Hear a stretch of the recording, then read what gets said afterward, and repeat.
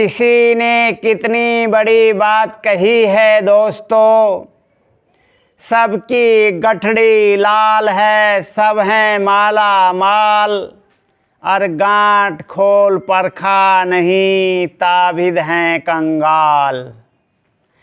नमस्कार दोस्तों।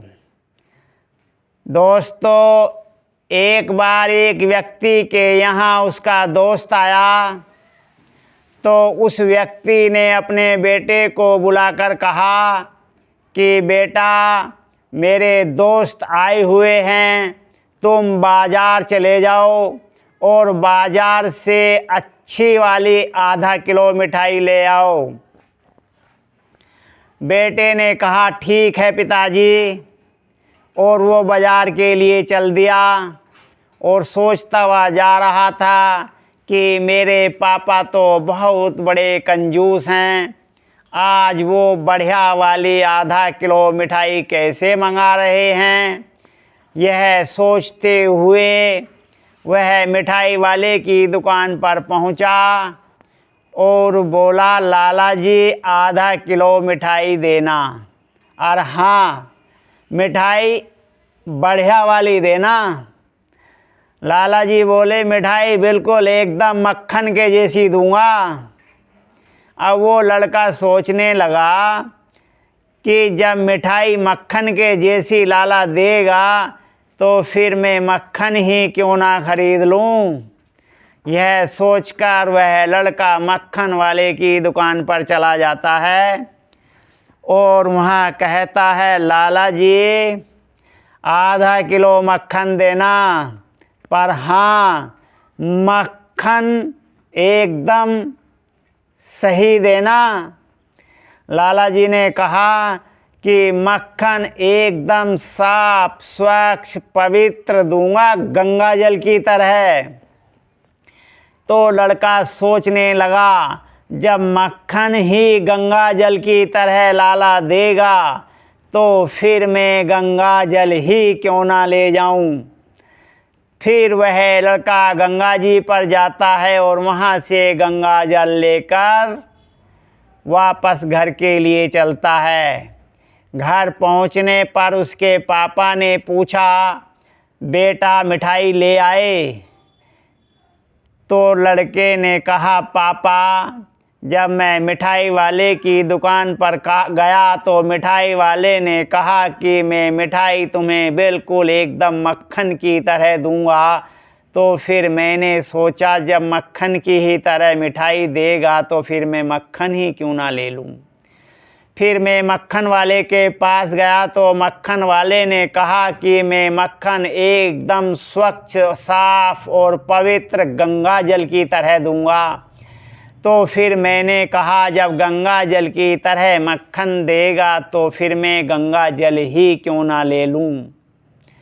तो इस तरह से फिर मैं गंगा जी पर गया और वहाँ से गंगा जल लेकर आ गया।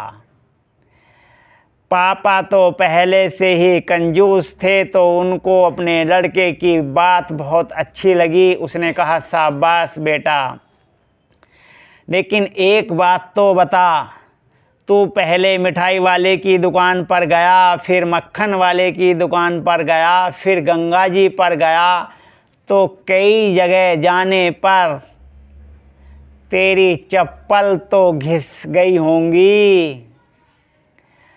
तो बेटे ने कहा, नहीं पापा, मैं इतना मूर्ख नहीं हूँ जो अपनी चप्पल घिसाऊँगा। तो पापा ने कहा, फिर चप्पल घिसने से तूने कैसे बचाई? क्या हाथ में उठा ली थी? तो बेटे ने कहा, नहीं पापा, हाथ में नहीं उठाई, मैं नंगे पैर नहीं गया। नंगे पैर दुकान पर जाकर क्या मैं तुम्हारी तौहीन की सोड़ी कराता? तो पापा ने कहा, तो फिर बेटा चप्पल घिसने से तूने कैसे बचाई? तो बेटे ने कहा, पापा जब मैं बाज़ार गया था तो तुम्हारे दोस्त की चप्पल पहन कर गया था। तो पापा ने कहा, शाबाश बेटा। इसी तरह की एक हमारे पड़ोस की घटना है। हमारे पड़ोस में पति पत्नी और उनके 4 बच्चे रहते हैं। पति एक दिना बाजार से 1 किलो देसी घी अच्छी कंपनी का सील बंद डिब्बा लेकर आए और शाम को बच्चों से बोले, आंगन में खड़े होकर जोर से बोले, बच्चों अपनी अपनी रोटी ले आओ और आज मैं देसी घी लेकर आया हूँ, सब चुपड़ कर खाएंगे। बच्चे खुशी खुशी से अपनी अपनी रोटी लेकर आते हैं तो उनके पापा बोलते हैं, बच्चों पहले मैं चुपड़ूंगा और जिस तरह से मैं चुपड़ूं उसी तरह से तुम चुपड़ लेना। तो पापा ने रोटी ली और डिब्बे के चारों ओर घुमा दी, 2 बार 3 बार, और डिब्बे की सील नहीं तोड़ी। बोले, मैंने रोटी चुपड़ ली है, अब तुम भी इस तरह से ही अपनी अपनी रोटी चुपड़ लो। सभी बच्चों ने बारी बारी से रोटी ली और डिब्बे के चारों ओर घुमा घुमा के चुपड़ ली। पापा बोले, अगर किसी की कम चुपड़ी गई हैं तो 1-2 बार और चुपड़ ले। कल को ये मत कहना कि मेरी रोटी कम चुपड़ी थी, मैंने कम चुपड़ी हुई खाई थी। 2 बार 3 बार 4 बार, जिसको जितनी बार चुपड़नी है चुपड़ सकता है। अब प्रतिदिन का उनका यही रूटीन था। पापा आंगन में खड़े होकर आवाज़ लगाते थे, बच्चों अपनी अपनी रोटी ले आओ, और डिब्बे की सील नहीं टूटी, डिब्बा सील बंद था। और बीच आंगन में रखकर जोर से बोलकर कि रोटी चुपड़ लो। पड़ोसी भी खूब कान लगाकर सुनते थे कि बहुत घी खाया जा रहा है। इसी तरह से रोटी चुपड़ कर खाते रहे। एक दिना पापा को 3 दिन के लिए कहीं बाहर जाना पड़ गया तो उन्होंने बच्चों से कहा, बच्चों मैं 3 दिन के लिए बाहर जा रहा हूँ, घी लाकर मैंने रख दिया है। जिस तरह से रोज़ चुपड़ कर खा रहे हैं उसी तरह से रोटी रोज़ देसी घी में चुपड़ कर ही खाना, कहीं तुम्हारा शरीर कमज़ोर ना हो जाए। यह कहकर पापा चले जाते हैं। 3 दिन के बाद जब आते हैं तो घी के डिब्बे को देखते हैं, उठाते हैं, चारों तरफ घुमा घुमा कर देखते हैं, डिब्बा पूरी तरह से सील बंद था। तो उन्होंने अपने बच्चों से पूछा, बच्चों क्या तुमने रोज़ रोटी चुपड़ कर खाई थी? ये सब बातें पड़ोसी सुन रहे थे क्योंकि उसके पापा बहुत ज़ोर से बोलते थे आंगन में खड़े होकर। तो बच्चों ने भी ज़ोर से चिल्लाकर कहा, हाँ पापा हम रोज़ चुपड़ कर खाते थे। तो पापा ने कहा, 1 बार या कई कई बार चुपड़ते थे? तो बच्चों ने कहा, पापा कई कई बार चुपड़ते थे, खूब चुपड़ चुपड़ के खाते थे। जबकि डिब्बे की तो सील भी नहीं टूटी थी। सब पड़ोसी कान लगा लगा कर सुन रहे थे। तो पापा ने जोर से चिल्लाकर कहा, नालायकों, एकाध दिन एकाध टाइम बिना चुपड़ी नहीं खा सकते थे? बच्चे सब सन, पड़ोसियों को भी लगा खूब घी खाया जा रहा है, जबकि डिब्बे की तो सील भी नहीं टूटी। इसी तरह से एक व्यक्ति अपनी गोद में कुर्ते की गोद बना रखी थी और गोद में हाथ डाल के कुछ चबा रहा था। ऐसे गोद में हाथ डालता था और ऐसे चबा रहा था, ऐसे डालता था, ऐसे चबा रहा था, जबकि उसकी गोद में तो कुछ भी नहीं था। ये सब एक व्यक्ति ने देखा कि इसकी गोद में कुछ भी नहीं है और ये गोद में हाथ डालता है और चबाता है।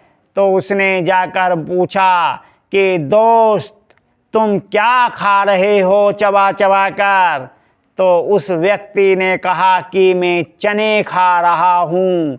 तो उस व्यक्ति ने कहा, तेरी गोद में तो चने हैं भी नहीं, तेरी गोद में तो कुछ भी नहीं है। तो उस व्यक्ति ने कहा कि मैं गरीब व्यक्ति हूँ, मेरे पास खाने के लिए कुछ भी नहीं है, इसलिए मैं झूठ मूठ के चने खा रहा हूँ। तो उस व्यक्ति ने कहा कि अगर झूठ मूठ के ही खाने हैं तो फिर चने ही क्यों खाने हैं? अरे झूठ मूठ के खाने में कोई तेरे पैसे सोड़ी खर्च हो रहे हैं, फिर भी चने खा रहा है, वो भी झूठ मूठ के। अगर झूठ मूठ के ही खाने हैं तो काजू खा, पिस्ता खा, बादाम खा, किशमिश खा, ये मेवे खा, चने ही क्यों खा रहा है?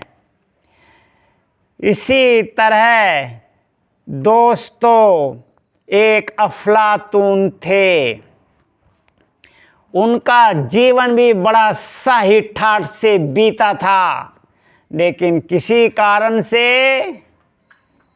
हालत खराब हो गई। लेकिन किसी को पता ना चल जाए, रहते टसन में अफलातून ही थे।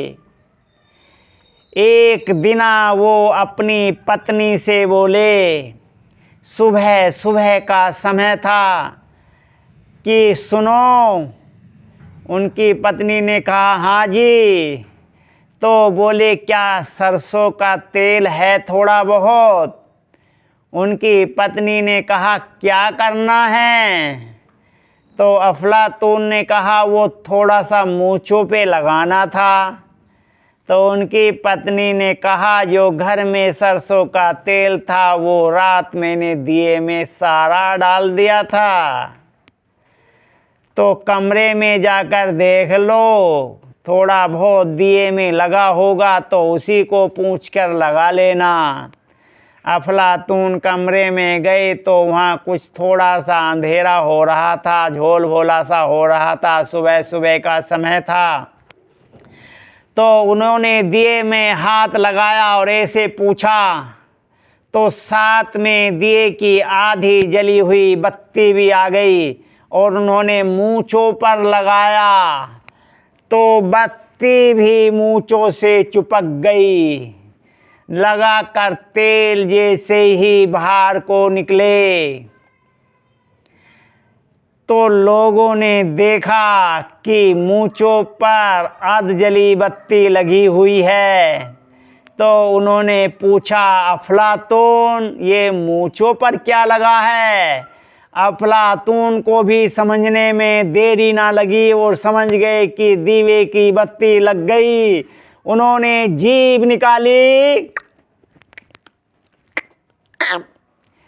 निकाली और फटाक से गप देसी अंदर कर गए और कहा कि सुबह दूध की सेवई बनी थी, वो खाकर आया था, तो सेवई लग गई होंगी। तो दोस्तों, आप कमेंट में ज़रूर बताएं कि आपकी सोच, हमारी सोच, गरीब की एक सोच कैसी होनी चाहिए? कंजूस बाप बेटे की तरह, कंजूस घी वाले की तरह, या फिर हमारी सोच उस गरीब चने वाले की तरह होनी चाहिए, या फिर हमारी सोच अफलातून की तरह होनी चाहिए? आपको किसका जीवन सबसे अच्छा लगा? आप कमेंट में बताएं और वीडियो को लाइक करें। चैनल पर नए हैं तो चैनल को सब्सक्राइब करें।